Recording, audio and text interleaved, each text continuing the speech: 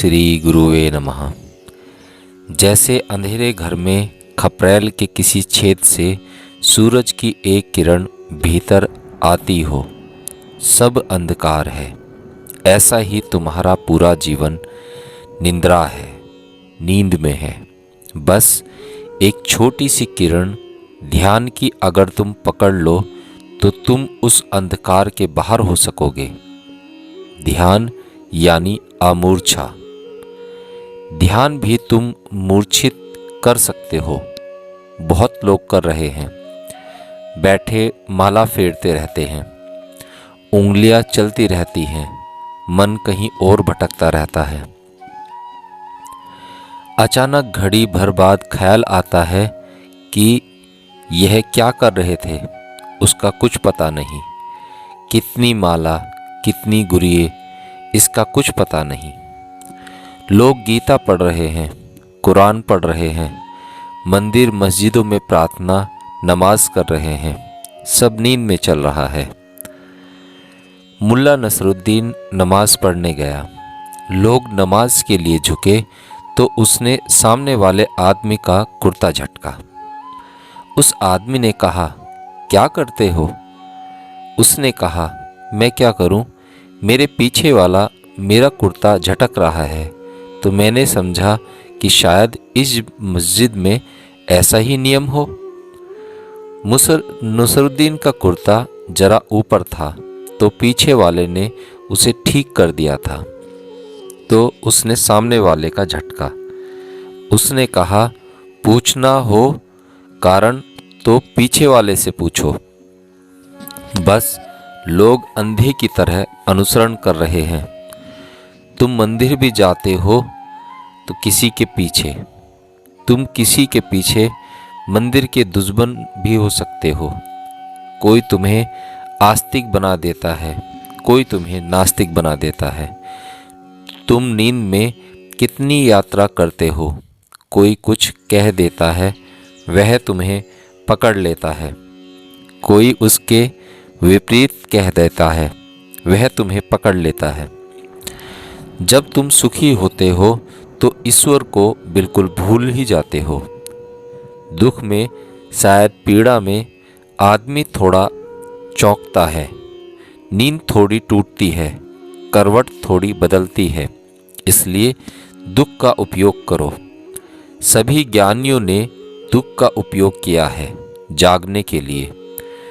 दुख का ऐसे ही उपयोग करो जैसे पैर में कांटा लग जाए तो तुम दूसरे से कांटे को निकाल लेते हो, फिर तुम दोनों कांटे फेंक देते हो। दुख कांटा है, उसका उपयोग करो कांटे को निकालने के लिए। दुख में जागो। दुख में तुम न जागोगे तो फिर कोई उपाय जागने का नहीं है। जब शरीर दीनहीन है, पीड़ा से भरा हो, अस्वस्थ हो, बीमार हो, बिस्तर पे पड़े हो, तब तुम न जागे तो तुम जब स्वस्थ होगे शरीर वासना से भरेगा, आकांक्षाएं बल लेंगी, शक्ति भीतर होगी। तृष्णा में दौड़ने की तब बहुत मुश्किल होगी। छोटे बच्चे से लेकर बूढ़े तक तृष्णा का खेल चल रहा है। एक दुकान में ऐसा हुआ। एक स्त्री ने बहुत सामान खरीदा। छोटा बच्चा उसके साथ था। दुकानदार बड़ा प्रसन्न था। उसने छोटे बच्चे को कहा, पप्पू, ये चिलगोजे रखे हैं, मुट्ठी भर के ले लो।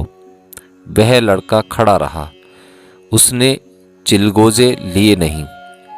उस दुकानदार ने कहा, अरे तुम्हारी माँ कुछ नहीं कहेगी, तुम ले लो, और जब मैं कह रहा हूं तो तुम क्यों रुके हो?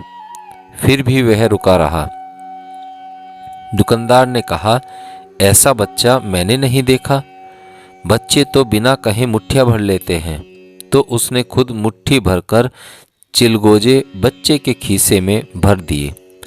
बाहर आकर बच्चे की माँ ने पूछा, पप्पू, चिलगोजे तो तुम्हें बहुत प्रिय हैं, हद कर दी तूने संयम की। तू कैसे संयम साधे रहा? उसने कहा, उसकी मुट्ठी बड़ी थी, वह कह रहा था मुट्ठी भर लो। मेरी मुट्ठी में कम आते। छोटे बच्चे हैं, लेकिन गणित तो वासना का ही है। छोटे से छोटे बच्चे की भी तृष्णा शुरू हो गई। फिर मरते दम तक मुट्ठी बड़ी का गणित चलता जाता है। कितनी ही बड़ी मुट्ठी हो जाए, तुम मर जाते हो, मुट्ठी खाली ही रहती है।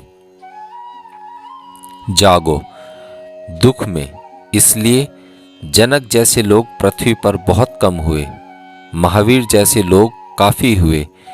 इस बात से तुम्हें समझ में आ जाएगा, क्योंकि दुख में जागना आसान है।